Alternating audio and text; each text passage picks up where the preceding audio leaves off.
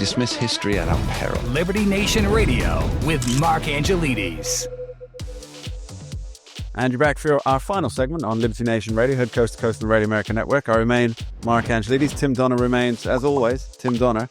And we can't escape this episode, Tim, without discussing the 2026 midterms, which, as I know, for you and I, it's already an obsession this far out. But as soon as we get past the winter period, the old Christmas time and whatnot, it's going to be everybody's obsession. So let's take the far out view. And of course, a lot can change here. But what do you think of the big races to watch, B, the trends that we should be considering? Well, I think it's going to be a bridge too far for the Democrats to try and overcome a 6-seat deficit in the upper chamber, although it's really a 3-seat deficit. It's 53-47. It seems unlikely that they could take control of the Senate. They'd have to win 4 seats that they currently don't hold.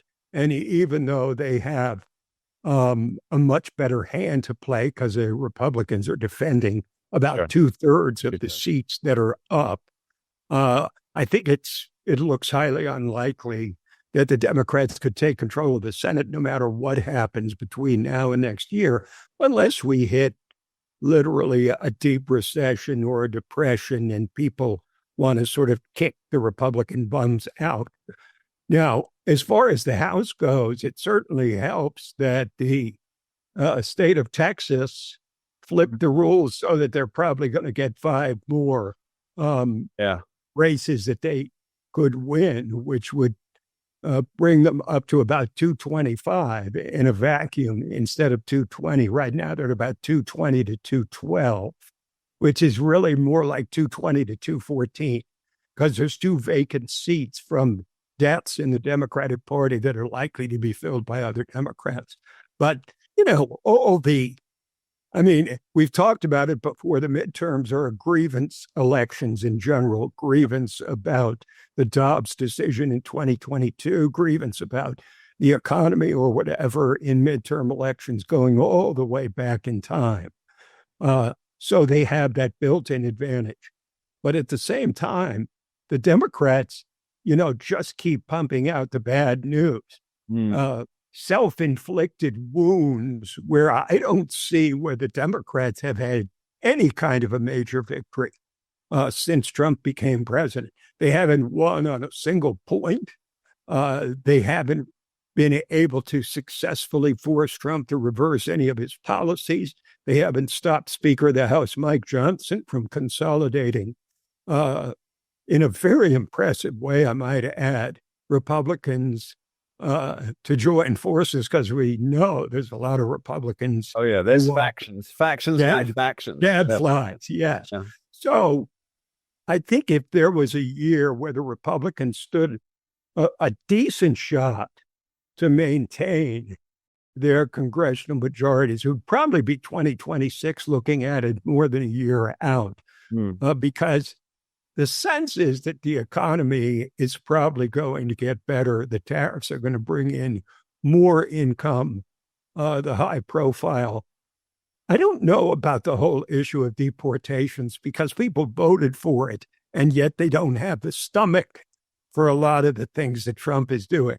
It reminds me of the movie A Few Good Men, where Jack Nicholson says famously, "You can't handle the truth."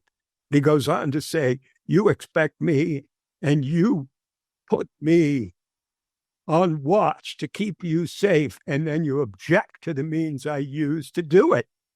Yeah. And that's what Americans right now are in the throes of. They can't stomach the ICE raids and stuff like that, even though they had to know that this is what it would take to reverse the millions of people who are allowed to cross the border illegally. So policy-wise, the Republicans are in good shape, but the Democrats are so bitterly opposed to Trump and everything that he's done that they're likely to turn out in huge numbers.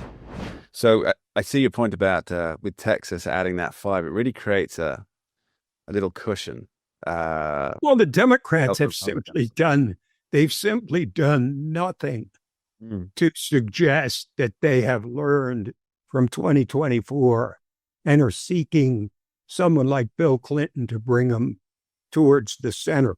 If anything, it showed they're going to go even further left, and that is not appealing to the broad mass of American voters. It's not where elections are won. I'm reminded of Britain's Prime Minister Keir Starmer, who had his Labour Party conference, which is the time to launch his third reset button. Hit his third reset button in 14 months, which is a few too many, and he's now rated as the least popular prime minister that the country's ever had. But he was fast on the heels of the Reform Party under Nigel Farage. Nigel Farage announced the new policy, which obviously can't be implemented because he's not in power. He's not the prime minister. But he says, when I am prime minister, if I'm fortunate enough to become, he says, what we're going to do is we're going to reverse what's happened with indefinite leave to remain, which is the system by which people come to the country. Then after they've been in the country for a certain time, they're allowed to stay for as long as they want. And he came out and he put this out, and then the media spent 2 weeks attacking it as it's the worst thing ever. The Labour Party, on one day, I think it was a Sunday, was saying, well, it's clearly a racist policy by a racist party. And then on Monday, they announced a new policy that is almost word for word, just like the one that Nigel Farage had floated and says, yes, but ours isn't racist. And that reminds me that you've got the... yes, it's driven by different emotional forces. Right. So it reminds me of what's happening. We talked about how they don't have their dobs this year, and they may have inflation if inflation takes off, but it's signally failed to so far. They might have a recession or a depression, although it doesn't really look like it at time of recording. And so what have they got? Well, they've essentially got to lean into the policies that are working, or appear to be working, we should say, for Donald Trump at the moment, and then present them as, yeah, we're going to do the same. We're going to control immigration, but we're going to do it in a non-racist way. And that's really all they've got to lean into for the elections until they come out with, as you say, either a Bill Clinton-esque type figure that they can rally around who'll push them back to the center, or they jettison some of the far left, which is not likely to happen when Zohran Mamdani's almost certainly just won the New York City mayoral election. So what do they have other than recraft policies that they know are popular because Donald Trump won an election on them, but with, a Democrat branding, a Democrat spin, which might end up being as unfortunately simple and dull and tepid as, yeah, but it's not racist. Well, the problem the Democrats have above all else is that they are absolutely leaderless. Yes. So they have no one to lead the parade. Republicans, on the other hand, are all in on Trump. Trump is leading the parade. Trump is large, in charge.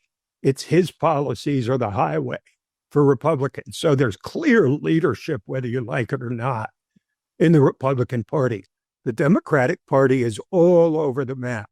There are some Democrats who are complaining they're too far left, others who are saying they're not far left enough. Chuck Schumer, Hakeem Jeffries, who else? Elizabeth Warren. These people are not leading any kind of parade.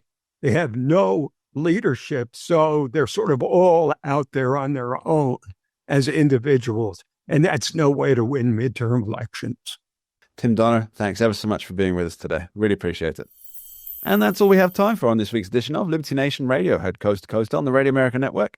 I've been your host, Mark Angelides. Our special guest today has been Tim Donner, longtime host of this here radio show and Liberty Nation's senior political analyst. I hope you've enjoyed it. Please do check out what we've got on the pages of libertynation.com for further analysis, polling, and just a whole deal of great fun over there. Who said the news has to be dull?